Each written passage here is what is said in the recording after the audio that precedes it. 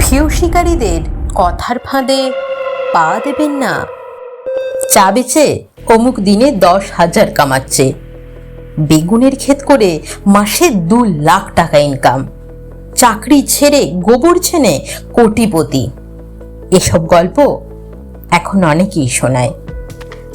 তরুণদের জন্য পরামর্শ, এই ফাঁদে পা দেবেন না। আমার নিজের অভিজ্ঞতা থেকে বলছি, এমন কিছু ছেলে মেয়েকে দেখা গেছে যারা ওয়েল পেইড জব ছেড়ে এইসব কুইক ক্যাশের নেশায় পড়ে এখন হাউমাউ করে কেঁদে মরছে। আপনি যাই করেন না কেন, সেটার এক্সপেন্ডেবিলিটি থাকতে হবে। ধরুন, একজন রিক্সাওয়ালা যে পরিমিত আয় করেন সেটা এন্ট্রি লেভেল চাকরিজীবীর চেয়ে বেশি। রিক্সাওয়ালারা মাসে 30,000 টাকা কামায়, আর জবে নতুন হলে স্যালারি মাত্র 15,000। ভিউ শিকারীরা আপনাকে এটুকুই বলবে। এবার পরের হিসাবটা ভাবুন। ওই রিক্সাওয়ালা তার ইনকাম যদি ডবল করতে চায় বা বাড়াতে চায়, তার জন্য একমাত্র অপশন কি? না তাকে রিক্সা চালানোর সময় বাড়াতে হবে। ডাবল করতে চাইলে তাকে 10 ঘন্টার জায়গায় 20 ঘন্টা রিক্সা চালাতে হবে। আচ্ছা, এটা কি ফিজিক্যালি পসিবল? রোদ বৃষ্টি তো আছেই, আবার ছুটির দিনে যদি কাজে না যান তাহলে আয়ও হবে না। কিন্তু এন্ট্রি লেভেলে জবের ক্ষেত্রে ভাবুন তো, 4-5 বছরে বেতন ডাবল হয়ে যাওয়া খুবই স্বাভাবিক। এটা কোনো অতিরিক্ত ঘন্টাও লাগে না। তাই আপনি যে কাজটা করতে চান সেটা আগে ভালো লাগতে হবে আপনাকে। ফেসবুকের এক লাইক খোরের লেখা পড়ে আপনি সিদ্ধান্ত নিলেন যে বাজারে বসে চা বেচবেন, চাকরির ডাবল ইনকাম হবে। এটা করবেন না। আচ্ছা, ভেবে দেখুন তো, আপনি 30 বছর ওই কাপ, ওই কেটলি, ওই চুলা নিয়ে চা বানাতে রাস্তায় রাজি আছেন কিনা?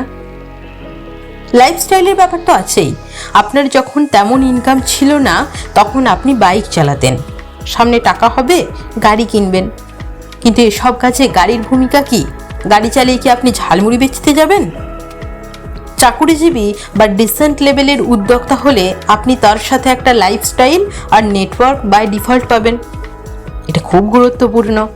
ধরুন, আপনি একটা স্টেশনারি কোম্পানির মার্কেটিংয়ে জব করেন। আপনি আজ ইউনিভার্সিটিতে, কাল ওই ঝকঝকে অফিসে B2B ডিল করতে যাবেন।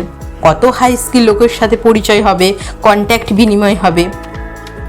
কিন্তু আপনি টাকা দেখে রাস্তায় বাদামের ঝুড়ি নিয়ে নামলেন। আপনার নেটওয়ার্ক কি হবে? পাশের ফুচকাওয়ালা, আইসক্রিম বিক্রেতা, এনারা। ওই ফুচকাওয়ালার ওই মুহূর্তের সবচেয়ে বড় চিন্তা, সে কতক্ষণে তার সব মাল বিক্রি করে ঘরে যাবে। আগামীকালও সে একই কাজ করবে। আপনার মতো তার অ্যাম্বিশন নেই, বড় কিছু করার ইচ্ছে নেই, দেশের মানুষের উপকারে আসার খায়েশ নেই। মনে রাখবেন, your network is your net. Worth এই সমস্ত পেশায় যে খুব বেশি ইনকাম হয় তাও কিন্তু না।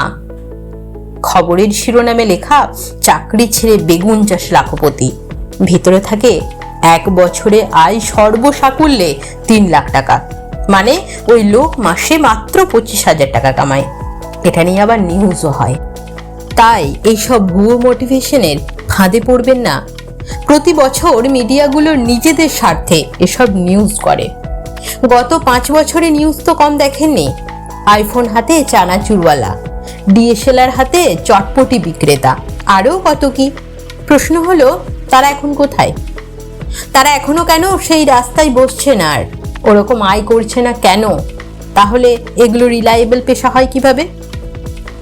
না, কোনো কাজই ছোট নয়, কিন্তু সব কাজই যে আপনার ফিল্ড তাও কিন্তু নয়। আপনার কাছে খুব ভালো একটা প্ল্যান আছে, কিন্তু 50,000 টাকার অভাবে আপনি এগোতে পারছেন না।